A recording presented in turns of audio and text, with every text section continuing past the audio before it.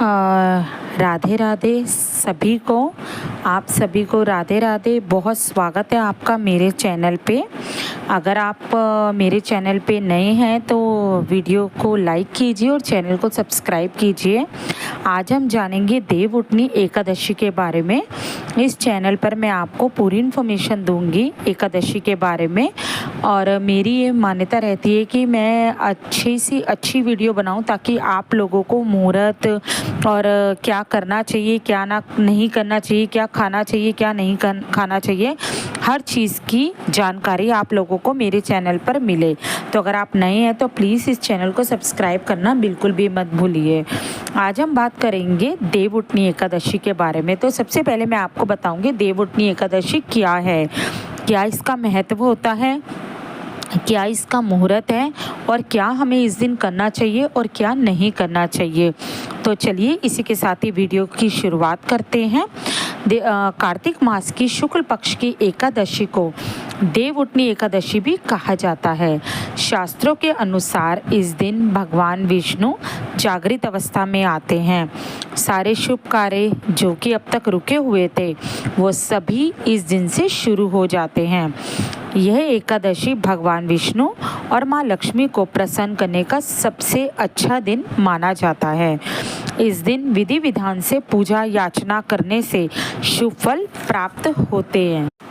यह एकादशी बहुत महत्वपूर्ण एकादशी है। मान्यता है इस दिन भगवान विष्णु 4 माह तक सोने के बाद जागते हैं। इन 4 महीनों में भगवान विष्णु के सोने या कह सकते हैं कि शयन के कारण सभी मांगलिक कार्य वर्जित हो जाते हैं।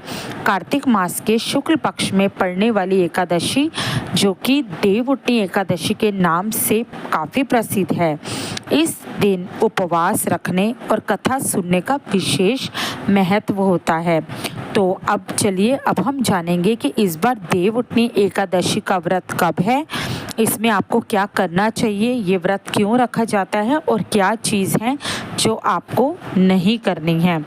तो सबसे पहले अगर हम मुहूर्त की बात करें तो इस बार पंचांग के अनुसार कार्तिक माह के शुक्ल पक्ष की एकादशी 11 नवंबर को शाम 6:46 पर शुरू होगी और जो इसका समापन होगा वो होगा 12 नवंबर को शाम 4:04 पर यह एकादशी समाप्त हो जाएगी। पूजा का समय जो इसका रहेगा देवउठनी एकादशी पर सुबह स्नान करके देवों को जगाना है आप लोगों को। इस दिन पूजा का मुहूर्त जो है वो 9:23 से सुबह 10:44 तक रहेगा। पूजा का मुहूर्त जो है वो सुबह 9:23 से सुबह 10:44 तक ही है। इस दिन आपको रात को शालिग्राम और माँ तुलसी की पूजा करनी है। तुलसी जी के आगे घी का दिया जलाना है और रात को जो आप पूजा करेंगे, रात की पूजा का मुहूर्त आपका रात को 7:08 से 8:47 तक रहेगा। तो आइए अब हम जानते हैं कि इस एकादशी पर हमें क्या करना चाहिए। इस दिन आपको क्या करना है, सच्चे मन से पूजा करनी है। सुबह उठना है, अगर हो पाए तो आपको अमृत वेला जो जिसे हम बोलते हैं यानी सुबह का टाइम, जिस टाइम पे सूर्योदय नहीं होता, जो 5, साढ़े 5, 6 बजे तक का टाइम होता है, उस टाइम तक आपको उठना है, स्नान आदि करना है और स्नान करने के बाद आपको भगवान विष्णु जी की कथा पढ़नी है। एकादशी की कथा पढ़नी है। भगवान विष्णु जी को पीले कपड़े के ऊपर विराजित करना है। पीले फल, पीले फूल और घी का दीपक जलाना है। उससे आपको भगवान विष्णु जी की पूजा करनी है और साथ में आपको उनकी कथा करनी है। अगर आप व्रत रख रहे हैं तब भी, और अगर आप व्रत नहीं रख पाते तब भी अगर आप कथा करते हैं तो इस दिन बहुत अच्छा माना जाता है।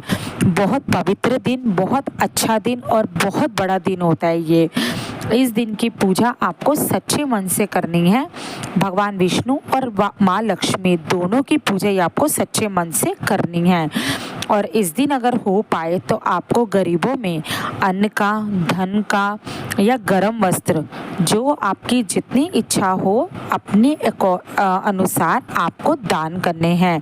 और भगवान विष्णु जी को केले और पीली चीज़ों का भोग आप इस दिन जरूर लगाइए। अब हम जानते हैं इस दिन आपको क्या नहीं करना।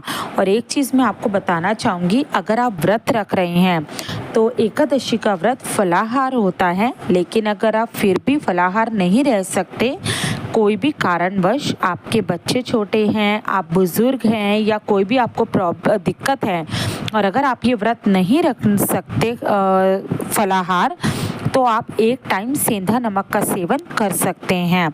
उसमें आप आलू खा सकते हैं और चावल की इसमें मनाही होती है, आप किसी भी तरह का चावल इसमें नहीं खा सकते। अब हम जानते हैं इस दिन आपको क्या नहीं करना। इस दिन आपको सुबह सिर्फ पानी से स्नान करना है, साबुन से स्नान नहीं करना, क्योंकि भगवान विष्णु के किसी भी कार्य में साबुन वर्जित है, साबुन का इस्तेमाल नहीं किया जाता। दूसरा, इस दिन आपको अपने घर में पोछा नहीं लगाना, सिर्फ आपको जो साफ़ सफाई है वो झाड़ू लगाकर करनी है। बाथरूम साफ़ नहीं करना, किसी भी तरह की डस्टिंग आपको इस दिन नहीं करनी। दूसरा, आपको अपने बाल नहीं धोने, इस दिन बालों को धोना भी वर्जित माना गया है, बाल आपको नहीं धोने। अगर ज़्यादा है तो आप एक दिन पहले बाल धो सकते हैं। कपड़े आपको नहीं धोने, इस दिन कपड़े धोने की भी मनाही होती है। मांस मदिरा का प्रयोग ना करें और जहाँ तक संभव हो पाए शुद्ध शाकाहारी भोजन ही करें। और शाम के समय आप शालिग्राम की पूजा करना बिल्कुल भी मत भूलिए। रात को आपको शालिग्राम और माँ तुलसी दोनों की ही पूजा करनी है। अगर आप ऐसा करते हैं तो आपका ये व्रत बहुत ही ज़्यादा सफल माना जाएगा और इसकी पूजा का फल आपको पूरे साल तक प्राप्त होगा। आशा करती हूँ आपको जानकारी अच्छी लगी होगी। इसी के साथ ही अपनी वीडियो का अंत करती हूँ। चैनल पे नए हैं तो चैनल को सब्सक्राइब कीजिए, वीडियो को लाइक कीजिए। इजाज़त लेती हूँ, फिर मिलूँगी एक नई वीडियो के साथ। जय श्री कृष्णा, राधे राधे।